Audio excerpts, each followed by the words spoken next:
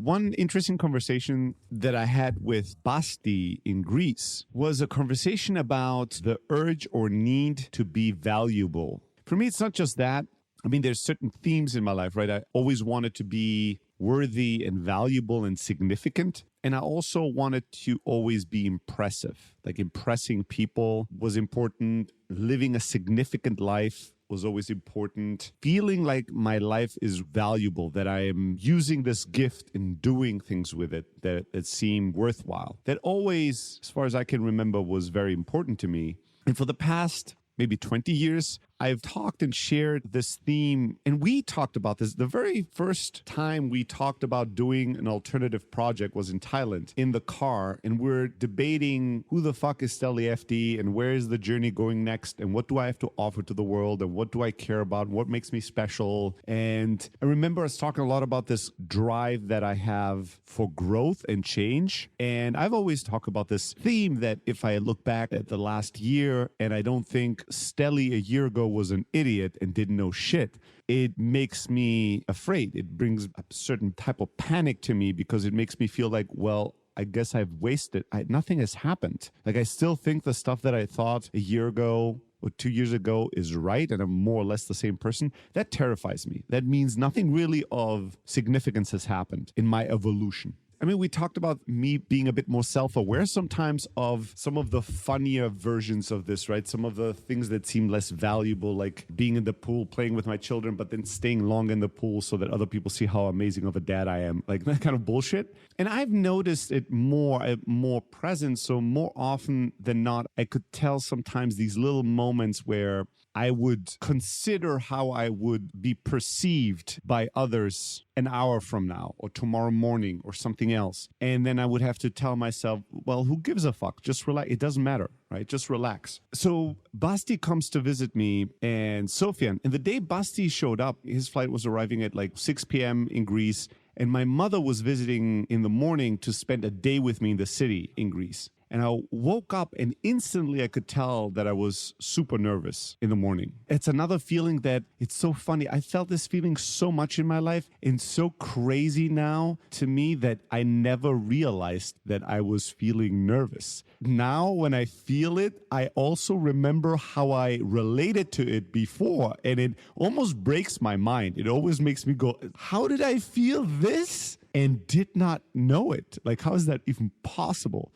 It breaks my mind. It's a mystery to me too. It is also like it's both a blessing and a curse, right? I mean, yes, it's always a curse where you don't know what to do with a feeling. When you're afraid of it, when you run away from it, when it scares you or overwhelms you, it's always a curse. It sucks. It's much better not to feel it if you want to be operationally functioning. And you could like go out on a stage and bring an amazing talk that excites, thousands of people because you didn't feel it. No. I don't buy that. We will see next time I have to go on stage. But I don't think that was it. I think that I always intuitively utilize my nervousness on stage in the right way, and I would do it. Like, I don't think that was the thing. You know what not, quote unquote, feeling nervous, what it gave me is unfortunately much less of a present. It's a bit, you would say, lächerlich in German. It's sort of like, not pitiful, but it's not awesome, right? It's not like that great of a thing. You know what it gave me? What it gave me was that an hour or 5 minutes before going on stage,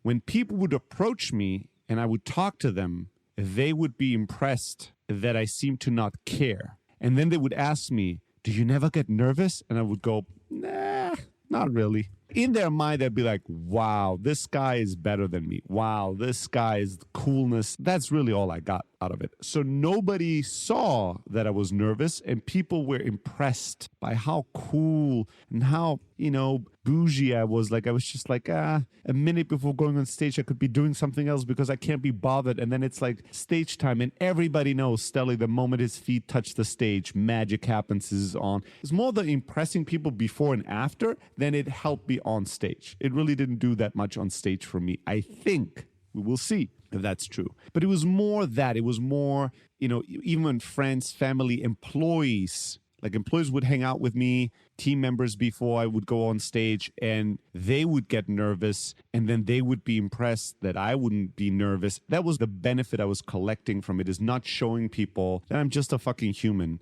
I wanted to be above that feeling. I'm not nervous. I don't give a fuck. And part of it is true. I mean, I do give a lot of a fuck, but part of me also doesn't give a fuck. So it's a bit of a mixed soup. There's lots of ingredients in there. One of it is that I do not care, and there's lots of ingredients in there that I care a lot, right? There's a beautiful contradiction in there, but I never wanted anyone to look at me and go, look, he's shitting in his pants because he's about to go on stage. That to me seemed weak. And so I never gave anybody that satisfaction, and I never gave myself the shame that I would have felt back then by somebody coming up to me and me having to go, I can't talk to you right now, I'm too nervous. Sometimes somebody would give a talk and they would say something like this to somebody else, or they would very obviously be nervous walking up and down reading their paper, and I would just go, amateur.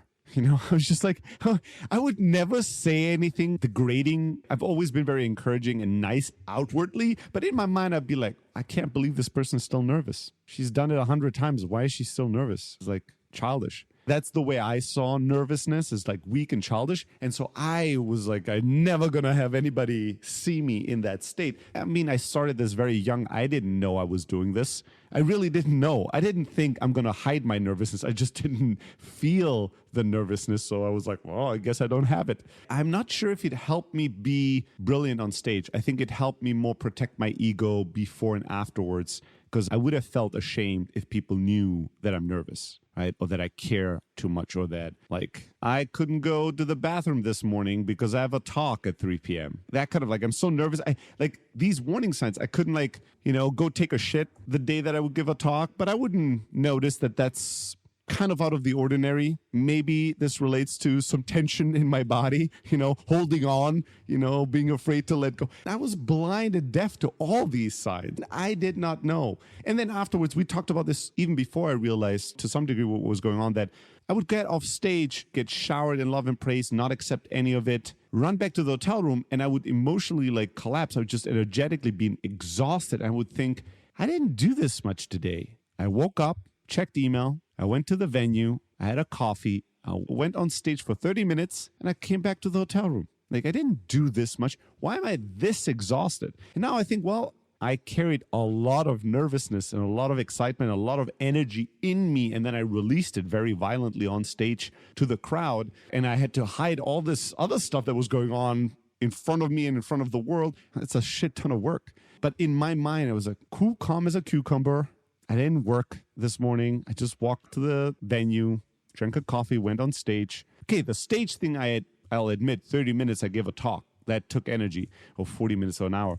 But why am I this done for the rest of the day? It's like, yeah, well, coming back to nervous in the morning, I thought, why am I nervous? And then I thought, well, my mommy's coming to the city, and I want to show her an amazing day. Like, she's not just coming and visiting me at home. She's visiting me at this really beautiful apartment, and I want to give her a great day, show her a little bit of my world. Like, we'll go to beautiful coffees and restaurants and eat really well and show her a little bit of the good life that my mom is not as exposed to as I am. So I was like, okay, there's some nervousness because I really want it to be a beautiful day for her. And then I thought, and shit, Basti's coming, a good friend, and he's going to arrive. And typically I would want to have something great planned for tonight, and I would want to be syncing up and chatting.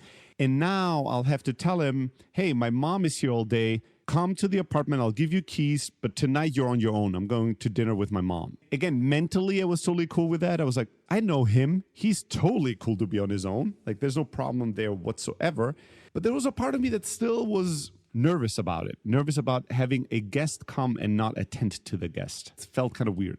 And then when my mom showed up, funny enough, on the drive, her friend was driving her to the city, and I could tell on the phone that my mom was super stressed out. Can't find the street. Where should we stop? Da, da, da. And I'm like, Mom, relax. Do you know there's a white tower in Thessaloniki? It's a very kind of known landmark. I'm like, just let him get out there. I'll go and pick you up there. And I can just tell she's like, okay, there, but can we stop the car there? And she's just stressed as if she's escaping some refugee camp or something, but it's just coming to hang out with me.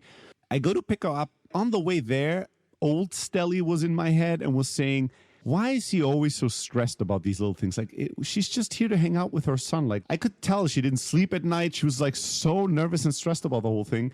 And then I thought, well, motherfucker, why you're nervous? You're nervous about the same thing. Why are you? And then I thought, shit, all these times that I judged her overreacting to things, and I might have overreacted, but just hidden that from myself. And so I didn't know, it didn't show. And so I go pick her up and I hug her and I go, how are you doing? And she's like, I'm doing well. And then she started telling me how her friend was too nervous and too stressed about little things in the drive here and everything. And I'm like, Mom, I think you also sounded a bit stressed. She's like, me? No, I'm totally calm. I'm not stressed. I'm not nervous. Da, da, da, da, da, da. I'm like, okay. And then as we walked, I told her, Mom, you know what's funny? This morning, I was nervous. And she's like, you? Really? And I said, yeah. And she asked, well, why? And I said, because you are coming today. I realized it's really important to me to spend this day with you and make sure that it's a beautiful day for you. And so I got nervous. And she said, you don't have to be nervous. You know, I was also very nervous for today. And then she started, and then like, it's fun, like 5 minutes ago, she's like, I'm not nervous, I'm not stressed. And then she said, you don't have to be nervous. And then she started just like a waterfall, just telling me all these stories and just talking to me. And we ended up having a beautiful day together, a really, really beautiful day that I'll treasure forever. And the next morning, I go to get my new tattoo and my next friend is showing up. And I go, what is it that I have appointments anytime a friend is arriving, a guest is arriving, and I can't attend to them? And my mind has to say it's totally fine, but I can tell that I'm a little stressed about it. And so I paid attention to this, and over the next 2 or 3 days, multiple times, I had this nervous voice in my head that was saying, you're not doing well enough as a guest. Like, this is not an impressive enough visit for these people, for the guests as a host. This is not an impressive enough visit. Look, Sofian really wants to party and go wild, and you don't feel like it. And you went out one night and did a bit of that, but he would want to do that for 4 nights and you didn't. And I had a bit of anxiety around that. Oh, should I go out tonight? Should I create something crazy tomorrow for him? And then I thought about Basti. I'm like, Basti, he always wants these types of experiences, and I didn't give him any of that. Maybe I should do this and that. And then I thought, well, this is not Disneyland. I didn't promise a specific, I just promised some time with me. It's not my job. Just let go. And funny enough, just a few hours later, and Basti brought this up the day before at breakfast, he asked me a question. And part of me didn't want to answer because I thought, if I answer, I have to answer fully. And if I answer fully, this is going to take a lot of energy from me. It's going to be a very vulnerable story and something that's very important to me. So I'm going to exhaust a lot of energy. And I kind of just want to sit here and eat my breakfast. And I had this back and forth for just a split second in my mind. And I decided to share. And so I went into like sharing that story and sharing these insights. And we had a big conversation about it. And it was all great. But afterwards, I was depleted. So the next day, as I'm having these thoughts, Basti starts talking about it. And he said, you know what I've noticed about you, Stelly, is that it's incredibly important for you to create value and to be valuable.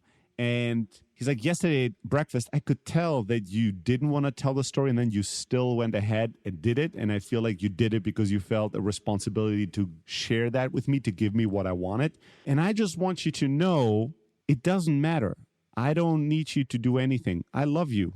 And you don't have to do something for that. Like you could just chill. You don't have to give me your wisdom. You don't have to advise me. You don't have to do all these things. I just love you for who you are, which was both beautiful as a statement from him as a friend, but I could tell internally I am at odds with that statement. And I could tell that part of me was thinking, yeah, sure. Like this weekend, I really don't have to do something crazy. We had a good time. I don't need to create things for people. And I've gotten better at reining that urge back or calming it down at times. But on the flip side, I also have another voice of me that says, bullshit. If I never advised you, if I never helped you out all these times that you needed help, if I never shared wisdom with you, if I wasn't who I am, if I hadn't done all these things that you found attractive and valuable and that have helped you and benefited your life and created some type of enjoyment, who would I be? And how would you relate to me, right? Like, of course, we all are worthwhile creatures by birthright. Every baby is as lovable as the next one. But there's also a part of me that's like, well, but if you grow up to be an adult that's not doing anything for anybody, including themselves, how are all these people going to be, what is driving that love then and that admiration? Based on what? Right? You just breathing? Is that it? Other part of me thought, well, maybe it's not an all in, all out, right? Maybe it's you create value, you do nice things, but you are not a slave of that. You don't have to do that all the time, obligated to do that. You could create a ton of value, and then the next couple of times people meet you, you don't do anything for them, right? And you don't have to. And you don't tell any impressive stories, and you don't share any crazy wisdom. You just hang out and laugh or relax or be tired or be sad. And that's that. That's how you are these days. And then he brought up the question, and we'll have to discuss this another time, of, well, what would happen if in the next 10 years, nothing significant happened? Like you didn't learn anything great, new wisdom nuggets, you didn't change to this completely new person, you didn't develop totally new habits, you didn't experience completely new things. What if in the next 10 years, you are who you are today? You know the things you know today, you look like you look today, you live the kind of life that you live today. Why would that be that bad? Like, you're a pretty dope person. Like, why would you have to change? And I told him I completely agree now, as I think about it, that this should not terrify me. But in reality, it deeply, deeply terrifies me, right? It terrifies I fucking, shit in my pants if I think even in 5 years I'm the same person as I am today, not in 10. And I think there's something interesting there to explore for me a bit further. Again, that drive makes me who I am. It's not about like crushing it or letting it go, but it's about understanding that drive sometimes is also in the way of me just being, right? And like being too stressed about having a week where nothing has happened, or a month, or having somebody visit me and not creating an amazing experience for them. That creates stress. So it was interesting to hear him challenge me on one of the things that I've taken always the most pride in. One of the things I'm most proud of is that the last 2 years ago, Stelly and today's Stelly were very different people. I fucking love that. I'm so happy about that. It gives me pride and joy. So maybe it wouldn't be that bad if that didn't happen in the next 2 years, is challenging thought experiment.